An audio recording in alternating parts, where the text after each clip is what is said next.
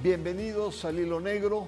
La elección presidencial del Perú en 2026 se ha convertido en uno de los procesos político-electorales más cerrados en la historia del país, con una diferencia mínima entre los dos contendientes finalistas, me refiero a Keiko Fujimori y Roberto Sánchez.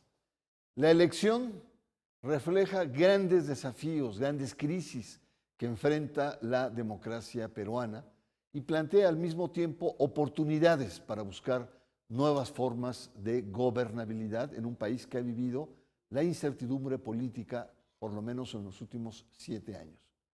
Para analizar resultados, procesos, sus implicaciones para el Perú, no solamente para el Perú, para América Latina, y el impacto que puede tener esto en la región, nos acompaña Rolando Ames. Él es abogado, sociólogo, politólogo, catedrático y una de las voces más reconocidas en el estudio de la democracia y los procesos políticos peruanos. A lo largo de su trayectoria ha reflexionado sobre la representación política, la construcción de ciudadanía y los desafíos institucionales que enfrenta el querido Perú. Y además, gran satisfacción haberlo conocido en los años 70. Para mí, Rolando es un maestro, me ayudó mucho a entender toda la dimensión política de lo religioso. Muchas gracias por acompañarnos y para dar comienzo, me gustaría mucho que nos ahondaras qué representan estas elecciones para la vida democrática del Perú, y no solamente las elecciones, el momento político que está viviendo Perú. Bernardo, es un honor para mí. Me siento en casa por la vieja amistad contigo, pero sé que tu programa es muy escuchado, muy respetado, muy feliz de estar aquí y contestar tu pregunta. Mira, es muy bueno que ligues el resultado electoral y el proceso electoral mismo con, digamos, la sociedad peruana. Ahí en mis presentaciones yo estoy usando en el último tiempo separadamente sociólogo y politólogo porque lo soy, pero la situación actual me motiva doblemente a destacarlo, porque este es un país donde fácilmente una mitad del país, por lo menos, y en algunos casos eso puede ir hasta los 2/3, está muy defraudada de la política. Los más pobres porque no han encontrado eh, un camino de salida en las propuestas de los políticos y ven a los políticos como corruptos. Y el resto de la gente porque ve mediocridad en el ejercicio, ve mucha corrupción. Entonces, yo te diría que este resultado ha destacado dimensiones de oposición social como raza, como lugar de territorio, como nivel de instrucción, pero al mismo tiempo no es la sociedad entera la que está dividida. No sé si paso esta idea que es muy importante para entender las cosas en Perú. La política era muy desprestigiada y, como espero que lo podamos ver ahora, hay con esta elección un comienzo de un proceso de reinterés en la política. Hay una salida positiva buena como también hay la negativa de la violencia. Rolando, eh, no se sabe bien por lo estrecho del resultado. Todo pareciera indicar que podría ser Keiko Fujimori la ganadora por un margen muy corto, pero ya han dado señales. Keiko habla de la unidad, habla de crear consensos, etcétera, y el candidato Roberto Sánchez está insinuando, planteando movilización en defensa del voto. ¿Cómo prevés en este contexto, digamos, de crisis, de desprestigio de lo político, incluso de un cierto desprestigio de la autoridad electoral, ¿no? El proceso postelectoral, la disputa después del resultado electoral que va a ser en julio? No, efectivamente es muy precisa tu pregunta y muy acertada. El temor a la violencia ha rondado la sociedad entera y a los especialistas. El candidato Roberto Sánchez ha sido muy cuidadoso durante la campaña en afirmar que respetará resultados y evidentemente él expresa a las mayorías andinas más pobres, más discriminadas, no solo a ellos, representa también a parte de sectores medios, pero esa presencia más popular tiende a manifestarse, ¿no es cierto?, en las calles y en este caso no tanto y no solo en las calles de Lima, sino sobre todo en las calles de la región andina sur y centro. Y eh, hay una tendencia en este momento que lo señala ya como incitando a movilizaciones que podrían terminar en un desconocimiento del resultado. Eso no es cierto.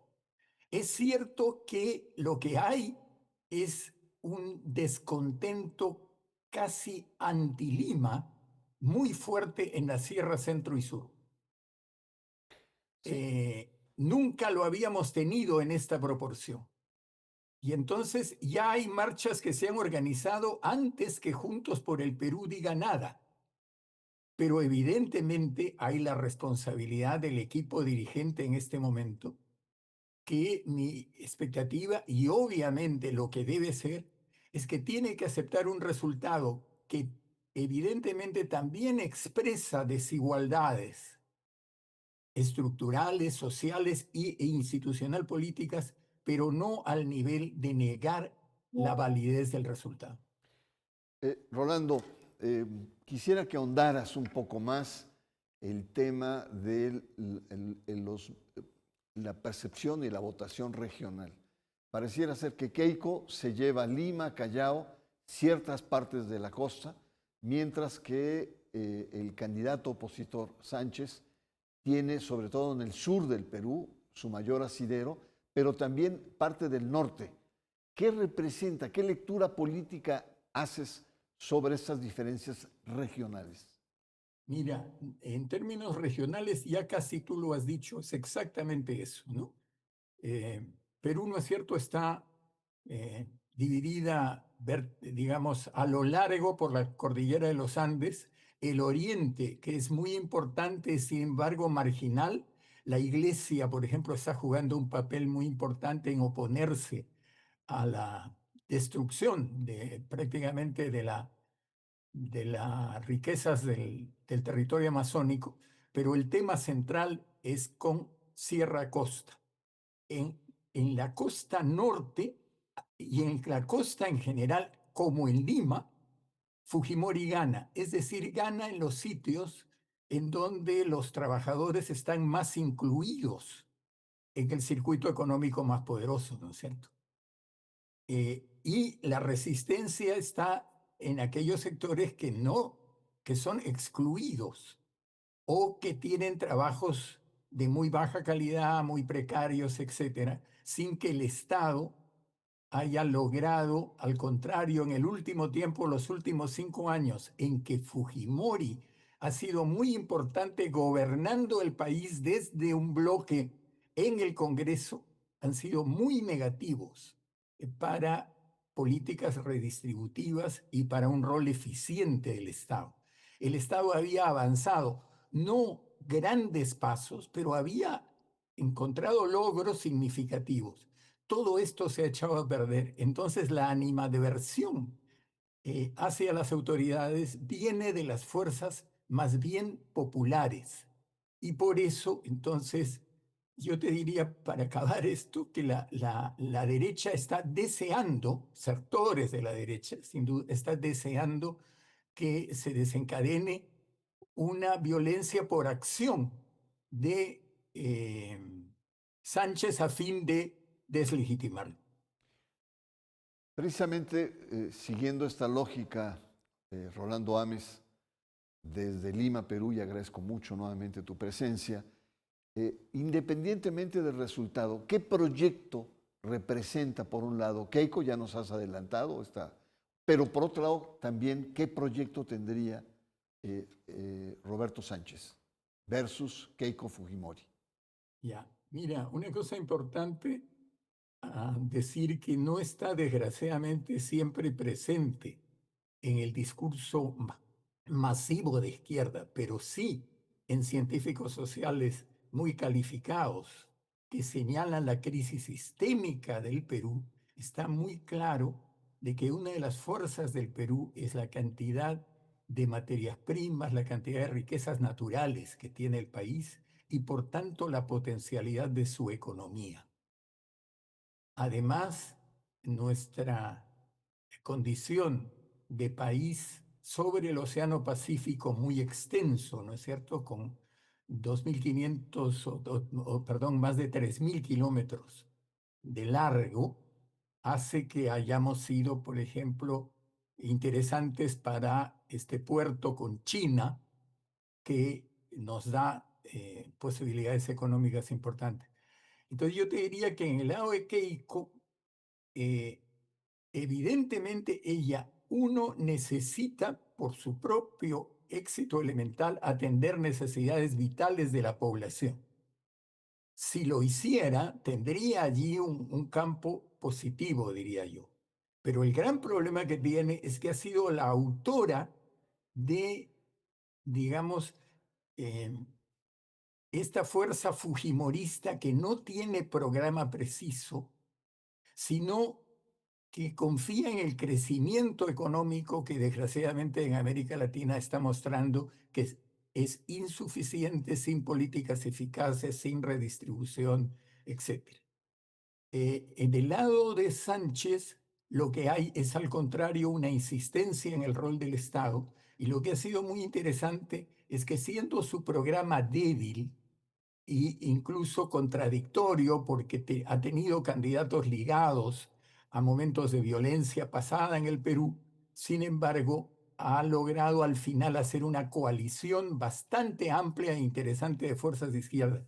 Pues te agradezco mucho, Rolando. Vamos a hacer una pausa. Yo le recuerdo a nuestro auditorio que estamos conversando de manera privilegiada con un conocedor sobre la realidad peruana, que es distante para nosotros, pero que es muy importante no solo por lo que está pasando en Perú, sino también por el resto de América Latina, que lo vamos a ver en un momento más. Le recuerdo que usted está en el hilo negro. Regresamos en un momento.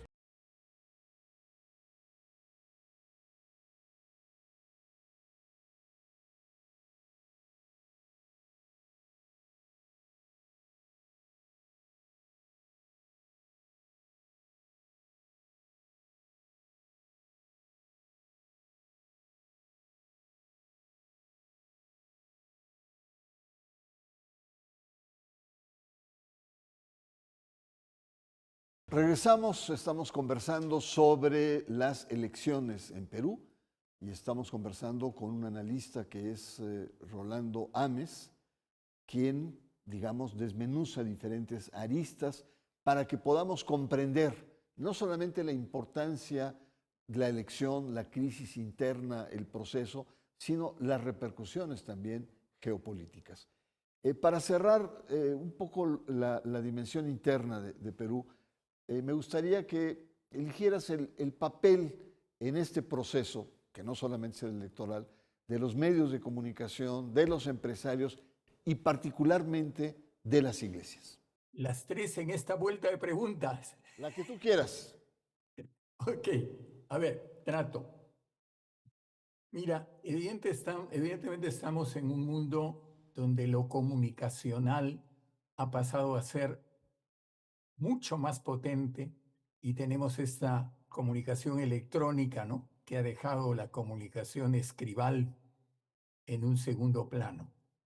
Eh, en este contexto, la importancia de los medios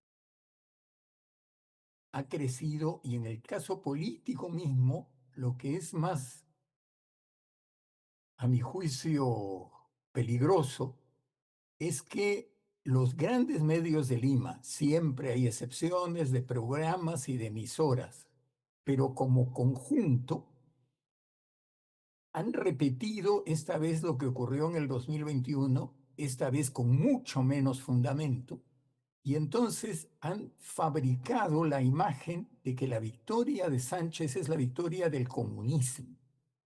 El Partido Comunista Peruano es casi, ¿no es cierto?, un asunto del pasado para historiadores, ¿no? El senderismo fue derrotado no solo por la Fuerza Armada, sino por el campesinado peruano mismo. Pero todo esto se olvida. Entonces, en las redes, la noticia es: Sánchez ya ha dicho que va a ir al Cusco y ya ha dicho que va a recibir el próximo viernes en Lima a las manifestaciones. Es lo que temíamos. Desde el lado de Sánchez, lo que es muy claro es que está ante la obligación natural de recibir a sectores que, al sentirse otra vez perdiendo una elección en tales términos que por el recuerdo del 2021 piensan que es la repetición, a ellos los acusaron de fraude y entonces ahora nuevamente van a ser los perdedores. Me he quedado con el rol de los medios, mejor corto aquí y pasa tú a tu siguiente pregunta, a ver si con eso recupera un poquito. Quizá al final retomamos la parte de las iglesias, pero en el caso de que Keiko Fujimori gane, pues prácticamente toda la zona andina y gran parte de América Latina está siendo o estaría siendo gobernada por gobiernos conservadores, algunos de ellos ultraconservadores y aliados de Trump, lo cual hay una especie como de mutación que hace 3 años hubiera sido impensable en términos políticos en América Latina. ¿Cuál es tu valoración sobre este hecho contundente que está pasando en la región? El problema mayor es esta actitud autoritaria que también expresa su temor, ¿no es cierto? Esto que te digo, la idea de es el senderismo, son los comunistas, ¿no? Entonces, yo creo que mucha gente de derecha honestamente se cree eso. El problema es que hay un asunto de mala información, ¿no es cierto?, que distorsiona el fenómeno. Eh, yo creo que eh, allí tenemos la dificultad principal viene del gobierno norteamericano de hoy. El presidente Trump, ¿no es cierto?, sabemos que ha aprobado un nuevo documento de seguridad nacional que conceptualmente señala que América Latina es una zona de seguridad de los Estados Unidos. Entonces, la interpretación que Estados Unidos da a su seguridad, a la de ellos, no tiene nada que ver con la que por soberanía nacional cada uno de nuestros países debe dar. Yo creo que este es un problema gravísimo y que es un asunto que hay que discutir públicamente con el gobierno americano. Es decir, no podemos esperar a un capítulo siguiente al de Venezuela. El caso de Cuba es un caso en este momento aparte por sus particularidades, pero yo tengo mucho temor a esa lectura que se basa entonces en el prejuicio, por ejemplo, de que los países latinoamericanos no deben comerciar con los enemigos de Estados Unidos o con los adversarios de Estados Unidos. Porque ahí tenemos algo inaceptable que yo creo que la inteligencia latinoamericana tiene el rol de discutir con seriedad. Rolando Ames, desde Lima, quisiera preguntarte también sobre el rol de lo religioso, que es muy importante en los países andinos, en general en América Latina y en México también, en términos políticos. El Papa León XIV se ha deslindado de manera muy clara de la actitud imperial de Estados Unidos. Incluso hay roces muy fuertes en términos con la presidencia, y le ha dicho que por la paz, y cuestiona cómo manipula lo religioso para justificar la violencia, pero también el intervencionismo político. En España fue muy clara la actitud de distancia frente a la ultraderecha de Vox, ¿Qué papel crees que va a jugar, y tú y yo que venimos de experiencias cristianas fuertes, las iglesias en este proceso que estamos viviendo en América Latina? Ahí empiezo contestándote para que el tiempo no me haga trampa, con algo que tú recuerdas de nuestro pasado juvenil, ¿no? Es decir, la teología de la liberación de Gustavo Gutiérrez, peruano, con el que debemos haber estado juntos los tres más de una vez. Eso es muy importante de levantar ahora, porque a mi juicio lo que está viviendo la Iglesia con el Papa actual, y ya lo vivió con el Papa argentino, Francisco, entonces es la opción por los pobres hecha materialidad, no solo discurso. Es decir, hoy día las organizaciones católicas tienen la tendencia de empezar a trabajar con sectores populares, no todas, por supuesto, y evidentemente hay sectores muy conservadores católicos, eso es de sobra conocido. Pero lo que es una novedad, a mi juicio, muy interesante, es que cuando el Papa contesta en el avión a Trump y dice no le tengo miedo, no está haciendo una bravuconada. Está diciendo yo cumplo con mi misión de traer un mensaje de paz. Si el presidente de los Estados Unidos no le gusta eso, yo lo respeto, pero yo no voy a cambiar mi mensaje.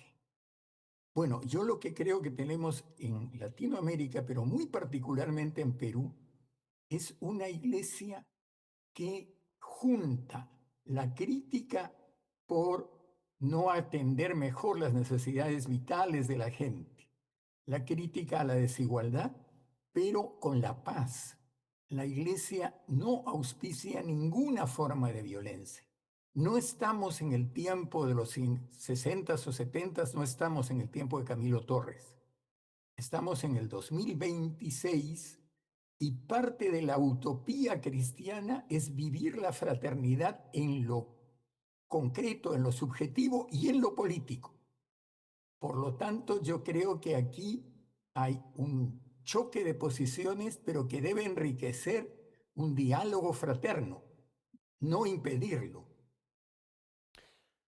Rolando Ames, desde Lima, agradezco mucho tus comentarios. Y sí, yo recuerdo una frase que ahora en España dijo, la ética de la fraternidad, y abogar por una dimensión humanista, una dimensión moral en todos los niveles de la vida, en esta perspectiva más humana, mucho más cercana, y que lo vimos en la última encíclica que precisamente aquí discutimos hace algunas semanas.